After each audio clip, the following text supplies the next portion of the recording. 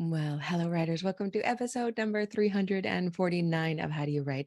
I'm Rachael Herron, and this is a special mini episode brought to you by my patrons who support me at the level of $5 a month or up. And you can always find more about that at patreon.com/Rachel. But I love to do this. And I have a few $5 patrons, and y'all aren't asking me enough questions. So please, if you're at that level, utilize it because I love doing this. And now I have a little bit of a collection of them. So I do apologize to Emma Jane, who it took me a while to get back to. But I also, sometimes if I know I'm not going to do a Q&A episode anytime soon, if there's only like one question that's been hanging out, I will just answer you by tippity tapping out my fingers, typing a message back to on Patreon. So I did do that for Emma Jane. Also, Patreon, love it, love it, love it. Fantastic. And it supports what I do here. It is truly, it makes the difference in what I do. Also, sometimes it hides messages from me. So if you have sent me a message and I had not responded at all, like I haven't said copy, or I haven't said thanks for what you sent, or if you haven't heard your question answered, please re-ping me or email me. Because I want to make sure I don't miss any of these. So, okay, let's jump in. Emma Jane writes, "Hi, Rachel, cashing in on my question because I thought I didn't need help, but I do. I've been sitting, oh, wait, I'm going to restate this because I missed part. It says, hi, Rachel, cashing in on my January question because I thought I didn't need help. Emma Jane, you can have as many questions as you want. Anybody at this level can have as many questions as you want. I mean, somebody's eventually going to ask me like 15 questions a month, and that might be too many, but if you're at the $5 level a month, you can ask me 3 questions and then none, or 5 and then 2. Bring your questions to me. I am here for that. So thank you. Back to the question. Cashing in my question because I thought I didn't need help, but I do. I've been sitting at my desk all day and all yesterday with a problem that's brand new for me.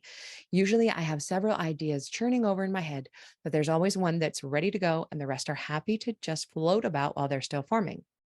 I'm querying agents for my completed novel, so I can now start the next thing. But because I've had a couple of years in which I didn't have much time to write, I now have 6 fully formed stories ready to leave my brain and go onto paper. How the hell do I decide which one and how do I get the rest to pipe down while I work on it? My brain doesn't do well without a single focus. Hope you are well and thank you. Ooh, some people can focus on multiple projects at once. Emma Jane, you say that your brain doesn't do well without a single focus. And oh, I feel that. I'm normally working on between 2 and 5 projects, but I'm working really hard on one at a time. That is my single focus. So what I recommend for people when this happens, when everything gets bright and shiny, when you're starting a new project, or if you're in the middle of an old project that has lost a little bit of its sparkle and things start to get really sparkly, I recommend having a place to put them. Imagine that you've got these beautiful boxes or buckets and in which each idea is going. We need as writers to have a place to keep them. I have been using Notion lately. It doesn't matter what you use, Evernote, the back of a notebook and using a pen, but have a dedicated place for the ideas and honor those ideas. All of these are bright and sparkly and shiny for us for a reason. So do take some time to write them out, to capture their essence, a paragraph or 2. You don't need more than that. Put them in the bucket. And then if you're at the place where you're ready to begin a project, you go through and you just pick whichever is shimmering the brightest at that moment, the thing that makes your heart sing the most. And you give all the other ones a little kiss and a promise saying, I'm going to come back to you. When they continue screaming, because some of them will, that's when we have to do something about it. Here's the truth of being a writer. We have to make decisions, and there are no right decisions. We make a decision, and then we make the decision right. So you have to make a decision to focus on something. That is not to say, though, that you can't keep playing with those other ideas. For me, I just have to be regimented about it. If my brain says, I need to work on all 3 of these stories at the same time, then I'm just not going to get anything done. But if I tell my brain, all right, I've got 45 minutes this week, during 3 mornings. I've got 3 mornings where I can get 45 minutes of writing done. I am dedicating those to the project that I have given the priority to. I'm going to keep working on this project until it is done. As Neil Gaiman says, just finish it. We have to finish our projects and we have to revise them, then we have to get them off our desk. So those concrete blocks of time that we have for our writing, they need to be pushed toward one project. Then this is generally going to be the case for the vast majority of us. Otherwise, we never finish anything. If you are writing on multiple projects and you're finishing a lot of projects, then great, that's your process. If you're not, then this is the way you have to go. You put your focused time to one project. And then if you finish those 45 minutes for the day, you did your work. That was what you had planned. That was what you had put on your calendar. You did your work, and it's, 7:00 at night, and the kid is watching TV and the spouse is out bowling, and you think, oh, I did my work. I could look at TikTok, or I could look at Netflix, or I could open that bucket that holds that other bright, shiny idea, and I could start drafting some ideas for characters. I might do a little bit of dialogue work. I might plot something out. I might even start the first few pages. But the next day, when the next calendar appointment arrives to work on your main project, you work on your main project, and you allow yourself as a reward to play with any of those other shiny projects, but the main work has to be done first. What happens is that our brain is happy with that, and our brain likes that. And sometimes our brains will reward us and we'll go over and play with those other ideas. What usually happens is the brain just goes, oh, all right, fine. I guess I'll just work on the project you told me to work on. And the screams of the shiny projects, they just pipe down. They understand you've got a process, you're working your process, you're going to get to everybody eventually, maybe, unless you have more ideas, which you probably will. But it gets a little bit calmer. The brain starts to believe what you're telling it, which is, I do my work on the project that I'm working on, and then I can have a reward if I want it. It's kind of like when there are no rules around ice cream or treats or candy, it becomes less pressing to have. I say that like that's true. It's sometimes true for me, and other times I just need ice cream all the time. So anyway, we could disregard that I said that. Fantastic question. Thank you. This is something that we will all struggle with at some point. So thank you for asking it so clearly and beautifully. And tell me how you are doing with that, Emma Jane, because I know it has been a while since you asked that question. I would love to know. Okay, now I think, okay, now here's a question from Mitko. Perfect. Hello, Mitko. A question for a following episode. Is writing a memoir a good fit for a first writing project using the 500 words per day approach? Let me know. Oh no, that's just a process Patreon question. Is writing a memoir a good fit for a first writing project using the 500 words per day approach? Absolutely. That is exactly what I'm doing right now. And because you asked this, I'm going to go into a little bit more detail about what I am doing. I am beginning a new memoir. And what I have been doing with the 500 words is just opening up my, I use Scrivener. It doesn't matter what you write in, but I use Scrivener. I open up the Scrivener project and I just start writing. I've also, y'all, been writing in Owrite, OHWRITE.co, I think it is. Can't remember. Just Google Owrite. There's something in there. Just log in. It's free. Make an account. There's something in there called a global room, which I have talked about before, but I have been writing in the global room. I've been writing those 500 words in the global room with other people who are writing. You cannot see their words and they cannot see yours. You must copy and paste your work out of it when you're done into your document where you're working. But I've really been liking writing with other people. And the other day, my friend Penn found me in there and we were racing. And I wrote fast because she was right on my heels, like word for word. So that was really fun. But anyway, so what I have been doing is I open my project and I start writing somewhere in the memoir. And then just today, I needed more structure. So I spent an hour, maybe an hour and a half, giving myself a little bit of structure in this memoir. I'm not totally committed to what this memoir is going to be yet, but I gave myself a list of things I can write about so that I don't continue to write 500 words a day, every day, and never change the subject away from the one thing I'm writing about, because I am an overwriter and I can write a lot. So I needed to make a list of things I could choose from. And that's what I'm going to do. I don't know, for the next few weeks, see how it feels. I'm going to go in there and pull out things from this memoir that I might want to write about and use those for my 500 words a day. these 500 words add up. They add up quickly. And yes, a memoir can absolutely be written this way. Just do think about having a little bit of a plan. You don't need a lot of a plan, but jot down some ideas about what you want to write, where you're going to write next. Do know what the theme is for this book, or uh, what you, what you're trying to show with this memoir, because memoirs are not autobiographies. They're not the story of your life.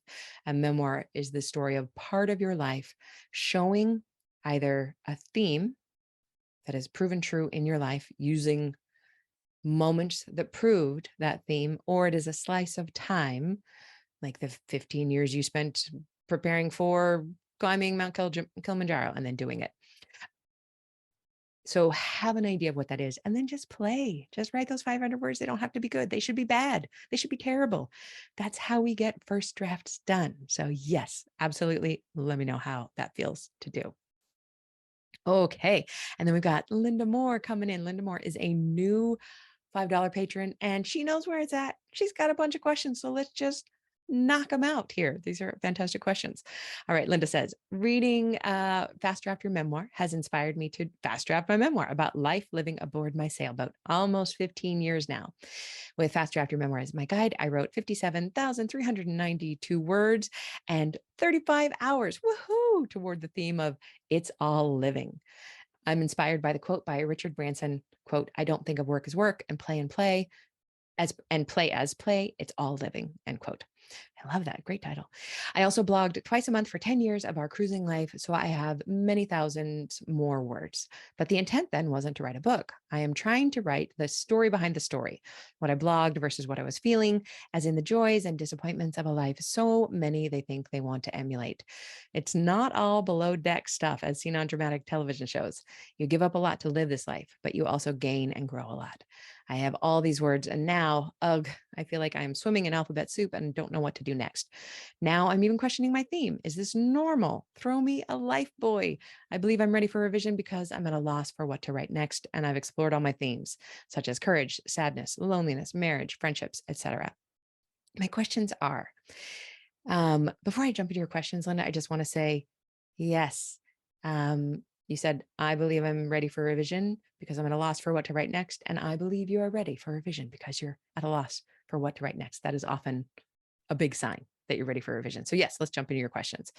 Questions. Is it cheating to use stories from my blog to tell my story versus the new words and themes I've just written? No, it is not cheating at all to use stories from the blog. However, I will say that many of us find, I'm thinking of myself, I'm thinking of, what is her name? Who wrote Inheritance? Dani Shapiro, who wrote her memoir on writing, thinking that she would use her blog posts on writing, and it didn't work. She had to rewrite the whole thing.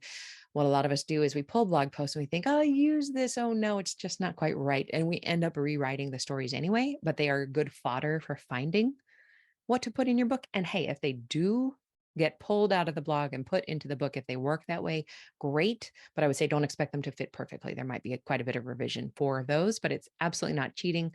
It's still your story. It's still your writing. You can't steal from yourself. Next question. How do I prepare myself for revision structurally? Does everything get printed out? I've written each themed chapter in a different Word document on my Chromebook, and all my blog posts are also in online files. So I normally recommend when people are starting revision, yes, you print everything out and you gather all the writing into one place, whether that is into Google Docs or into Scrivener or into a collection of Word documents or one long Word document. Just make sure that you have everything together so you're not poking around. Looking for everything. Word documents can get a little bit clunky. So yes, if you've got them all in a collection on your Chromebook, that should work fine. I normally suggest that you do print it out and then you reread it real quickly, skim it. You don't reread it, you skim it to find out what is there.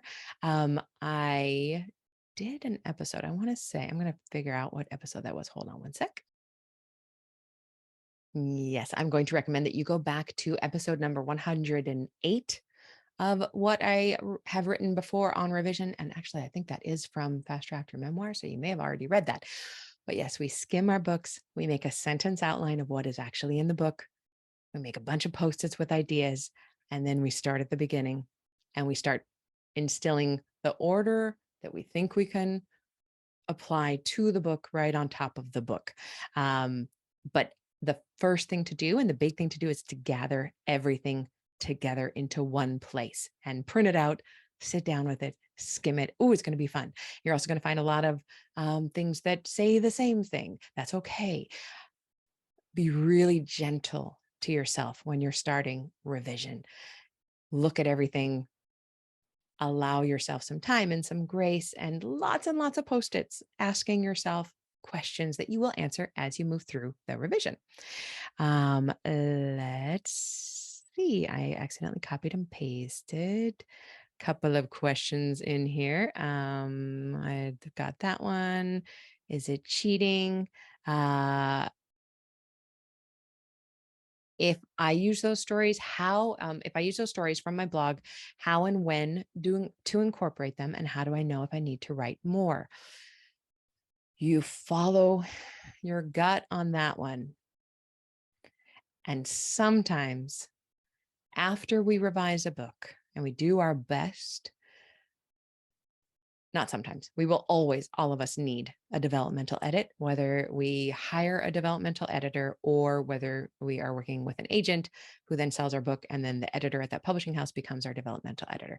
But sometimes we have to have an editor to tell us, you need to write more here, or you've written enough about this, you need to take some out about this particular theme, topic, idea, because we lose sight. We lose the ability to tell when we need more or less. And so that is one of those deep frustrations with writing, that at some point we will have to rely on someone else to tell us what we need more of or less of. Okay. And then Linda says, can you talk about the revision process timetable, such as how to figure out how many hours I need for each pass or examples? I don't know what I don't know syndrome. And oh boy, am I excited by this project, but it is scary. So, this is one of those unsatisfying answers. It is going to be different for everyone. I would say this is going to be a gross oversimplification, but most people take about as much time or a little bit more to do a revision pass as they did their first draft pass. And here's the unsatisfying part. Some people take a lot longer to do revision than they did their first draft, and some people take a lot shorter to do a revision than they took in their first draft pass. I personally struggle with first drafts so much that revision is always faster for me. However, that means a revision pass. I will always do my first big revision faster than I wrote the book.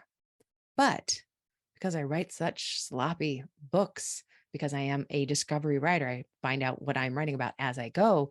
The first big revision is a big one, and I still need to do another revision, a third draft, and I normally need to do a fourth draft. And then I have a bunch of smaller passes, looking for very small, specific things that will take sometimes only a matter of days or a week. But all of that added up is going to be a lot more time than writing the first draft was. So I can't answer this for you, but I can say that after you have sat down on a regular basis for 3 or 4 weeks doing your revision, you will be able to figure out how long it is taking you for this revision pass. What I want to recommend that anyone do who is in revision is track your time. Track your time over the week and track your time in either word count or page count. It is difficult with revision because sometimes we will sit down and we will revise 7,000 words, and other times we will sit down to revise and we will subtract 8,000 words because we cut all those. So now I'm in the negative. I'm behind where I was the day before. And that's why it takes time.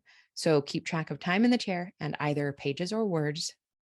And then over 3 or 4 weeks, you can go back and just do the math and figure out approximately how far forward you can move in the book by day. And again, by day, some days you'll move far forward and some days you will end up way in the red.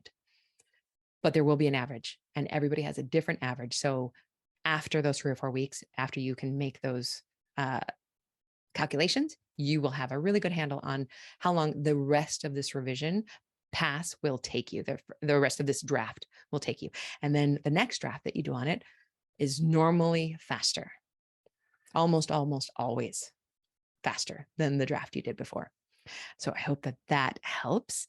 And last question from Linda is, would you talk about how to create a perfect personal writing retreat? I will be going away for a week by myself in April, and I plan to use the time as a writing retreat. I would love your insights on how to set writing goals and plan my time, self-care, possibly a book to read on the craft, and what else should I know about making this a productive and special time? Oh, I love this question. I am going away on a writing retreat next weekend. Not this weekend, but next weekend. I will be away up the coast about 5 or 6 hours all by myself for 4 nights. And for me, what I've learned, I'm just going to talk about what I know for myself. For me, 4 nights is perfect. 4 nights is long enough to be away. It's 3 full days of being by myself. That's long enough to be away that I want to go home. I have learned that 3 nights away by myself, I am just getting into the groove by that second day, and I want more time. So 4 nights is what I go away for. Could I do more? Absolutely. Have I done more? Yes, I have. But just to get out of town for a few days when I'm trying not to spend that much money, 4 nights is perfect for me.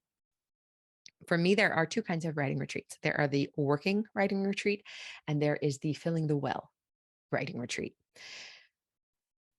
A working writing retreat kind of has everything that the filling the well writing retreat does, except you also have a goal of hitting a certain number of hours in the chair. You know, you want to write 2 hours a day or revise 2 hours a day or 3 hours a day or whatever it is. Don't forget that, as Cal Newport talks about so well in his book, Deep Work, which you may want to take with you. It's a fantastic book, Deep Work. Masters of their craft really can't do more than 2 to 3, maybe 4 hours of deep work, this focused work that we are doing in writing. So don't expect anything more of yourself than 2 to 3 hours on a writing retreat. We cannot go on a writing retreat and work for 8 or 9 hours. It's impossible. I mean, you might be able to do it for one day, and then your brain will melt out of your ears. There are always going to be exceptions and outliers who can do this, but they are few and far between. I can't do it. And I also prefer the Fill the Well writing retreat, which is what this next one is going to be for me. I will do some writing because I can't help it. But what the Fill the Well for me is that it is a journaling and reading retreat. I go away with my journal. I go away with a bunch of questions that I want to answer about my writing career or about what I'm going to be writing next. I go away with a lot of ink and my fountain pen and my tarot cards and a candle, and I write a lot. I wake up in the morning and I start writing in my journal. As soon as I get tired of writing in my journal, I walk away and I lie on the couch or the bed and I read. And then I go back and forth. Normally, I try to get a place with either a tub or a hot tub. So I go journal, read, hot tub, read, journal, hot tub, read. I bring beautiful food. I normally cook. I make a chicken and some roast vegetables and have lots of chocolate and nice things to eat, lovely things for breakfast. And I just follow my heart and what it wants to do in that moment. And if that is nap for 3 hours, then I nap for 3 hours. If that is read all night into the wee hours, then I do that. If I woke up and I didn't want to journal at all, I wouldn't need to journal. What it is for me is getting away from the expectation of anyone else. I have no one putting any expectations on me. I don't have a lot of that in my life anyway, but to go away and not have to smile at anyone, not have to talk to anyone. I don't usually go out. I don't go to cafes. I stay in whatever isolated place I have rented, and I'm just with myself. And for an introvert like me, nothing feels better. It is the best. So I recommend doing those kind of things or whatever fills your well best. And if this is a working writing retreat, then have in mind the number of hours you want to work or the plan of action that you want to accomplish, but also give yourself some kindness. If you don't hit that, that's also okay. What fabulous questions we have had this time. Thank you so much to everyone who has sent them in. I can't tell you how much I appreciate these questions. I love answering them. Please send them in if you are a patron. And I wish all of you very, very, very, very happy writing And please come over and tell me about it. We're more active over on my Slack channel now. Some of us have been doing the 500 words a day challenge and telling each other about it. So you can always join that by clicking on any of the podcasts, and the link is always in there to join, or join my writing email list. And I think in the very first or second email you get, the Slack invitation is in there. So if you want to talk about your writing over there too, I would love to see you. Happy writing, everyone, and we'll talk soon.